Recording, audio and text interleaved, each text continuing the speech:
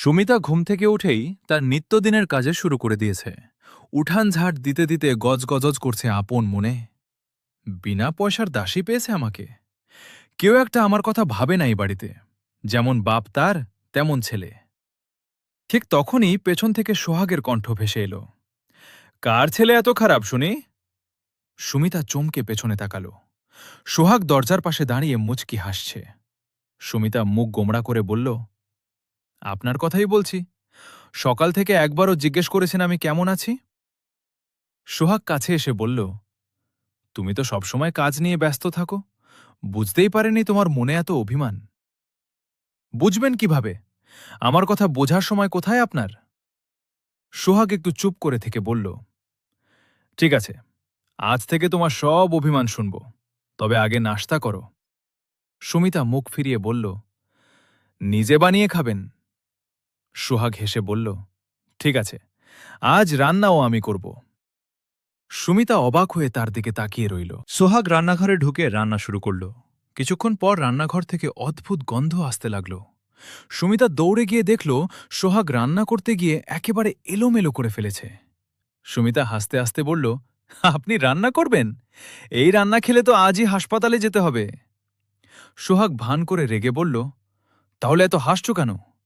আপনাকে দেখে আসছি। সোহাগ মুচকি হেসে বলল, তোমাকে হাসাতে পারলেই তো আমার দিনটা ভালো যায়। সুমিতা কিছুক্ষণ চুপ করে রইল।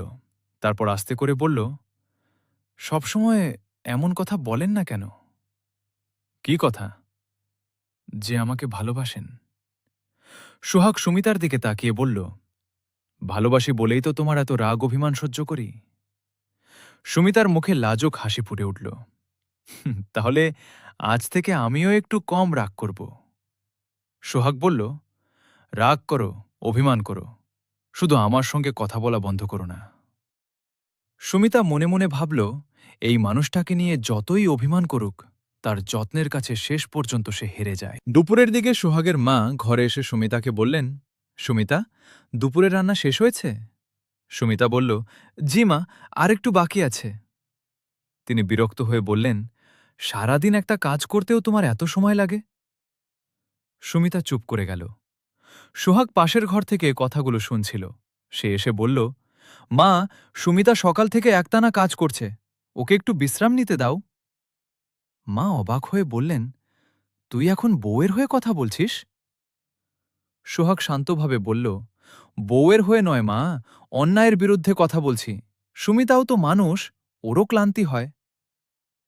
সুমিতা দূর থেকে সব শুনছিল। তার চোখে পানি চলে এলো। সোহাগের মা কিছু না বলে চলে গেলেন।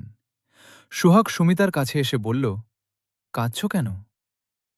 সুমিতা চোখ মুছে বলল, কেউ কোনোদিন আমার হয়ে এভাবে কথা বলেনি। সোহাগ বলল, তুমি আমার স্ত্রী, তোমার কষ্ট দেখেও যদি চুপ থাকি, তাহলে স্বামী হিসেবে আমি কি করলাম?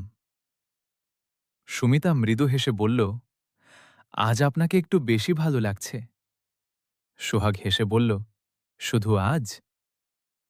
সুমিতা মুখ লুকিয়ে চলে গেল। সন্ধ্যায় সোহাগ বাইরে থেকে বাড়ি ফিরল। তার হাতে একটি ছোট প্যাকেট। সুমিতা প্যাকেটটা দেখে জিজ্ঞেস করল, ওটা কি?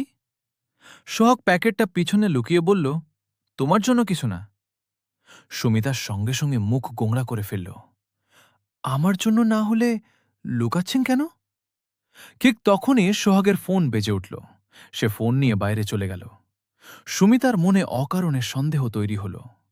কিছুক্ষণ পর সোহাগ ফিরে এসে দেখল সুমিতা চুপচাপ বসে আছে। কি হয়েছে? কিছু না। তোমার এই কিছু না শুনলেই বুঝি কিছু একটা হয়েছে? সুমিতা বলল, কার সঙ্গে এত গোপনে কথা বলছিলেন? সোহাগ অবাক হয়ে বলল, এক বন্ধুর সঙ্গে কথা বলছিলাম। সুমিতা আর কিছু বলল না। সোহাগ তার পাশে বসে প্যাকেটটা এগিয়ে দিল। এটা তোমার জন্য। সুমিতা প্যাকেট খুলে দেখল তার পছন্দের একটি সুন্দর শাড়ি। সোহাগ বলল, তোমাকে চমকে দিতে চেয়েছিলাম, অথচ তুমি আমাকে সন্দেহ করে বসলে। সুমিতা লজ্জায় মাথা নিচু করে বলল, আমি ভুল করেছি। সোহাগ হেসে বলল, ভুল করলে স্বীকার করেছ, এটাই আমার সুমিতা। সুমিতা আস্তে করে বলল, আপনি আমার ওপর রাগ করেননি? তোমার ওপর রাগ করে কতক্ষণ থাকা যায় বলো? পরদিন সকালে সুমিতা ঘুম থেকে উঠে অবাক হয়ে গেল। আজ উঠানে কেউ ঝাঁট দিচ্ছে। দরজার কাছে এসে দেখল সোহাগ হাতে ঝাঁটা নিয়ে উঠান পরিষ্কার করছে। সুমিতা অবাক হয়ে বলল, আপনি এসব করছেন কেন? সোহাগ হেসে বলল, আজ তোমার ছুটি। আমার ছুটি? হ্যাঁ, আজ তুমি শুধু বসে থাকবে। সুমিতা হেসে বলল, কাল পর্যন্ত তো আমি বিনা পয়সার দাসী ছিলাম। সোহাগ বলল, কাল তুমি রাগের মাথায় বলেছিলে, আজ থেকে তোমাকে দাসী নয়, বাড়ির মানুষ হিসেবে সবাই দেখবে। সুমিতার চোখে পানি এসে গেল। সে বলল, আপনি জানেন আমার সবচেয়ে বেশি কি চাই? কি? বড় কিছু না, শুধু চাই কেউ যেন আমার কষ্টটা বুঝতে পারে। সোহাগ মৃদু হেসে বলল, তোমার কষ্ট বোঝার জন্য আমি আছি। তুমি যতই অভিমান করো, আমি তোমাকে সোহাগে আদরে আগলে রাখব। সুমিতা চোখের পানি মুছে হাসল। সেদিন সকালটা তাদের সংসারের নতুন এক অনুভূতি নিয়ে এলো। রাগ ছিল, অভিমান ছিল, ভুল বোঝাবুঝিও ছিল, কিন্তু তার থেকেও বেশি ছিল একে অপরকে বুঝে নেওয়ার চেষ্টা।